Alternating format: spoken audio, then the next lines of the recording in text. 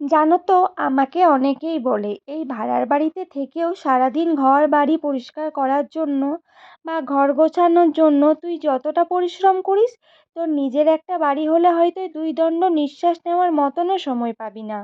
আমাকে কথাটা যে বা যারা এরকম কথা বলেছে তারা একদম ঠিক কথা বলেছে। ভাড়া বাড়িতে ঘর পরিষ্কার রাখার জন্য বা ঘর গোছানোর জন্য আমি হয়তো বা অনেক কিছু করি, তবে যতই হোক এটা তো আমাদের ভাড়ার বাড়ি। অনেক নিয়ম আমাদেরকে মেনে চলতে হয়। মন চাইলেই সব কিছু করা যায় না। তবে যখন আমাদের নিজের একটা বাড়ি হবে, ওইখানে কিন্তু আমাদের অন্য কারোর নিয়ম মেনে চলতে হবে না। আমাদের যা ইচ্ছা, যেমনভাবে ইচ্ছা, ঠিক তেমনভাবেই আমরা বাড়িটাকে সাজিয়ে গুছিয়ে পরিষ্কার পরিচ্ছন্নভাবে রাখতে পারবো।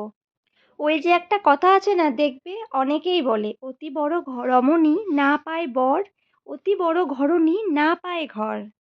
এই কথাটা কতটা সত্য আর কতটা মিথ্যা সেটা আমি বলবো না, তোমরাই আমাকে বলে দিও। নিজের বাড়ি নিয়ে মনের মধ্যে অনেক স্বপ্ন আশা বুনে রেখেছি, একদিন সব পূরণ করব।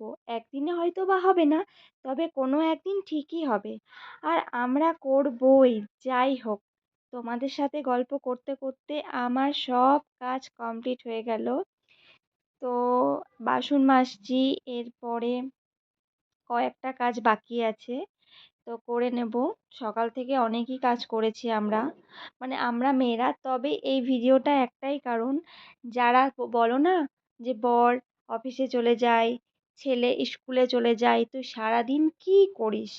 তো সারাদিন আমরা এতই কাজকর্ম করি, তোমরা দেখতেই পেলে।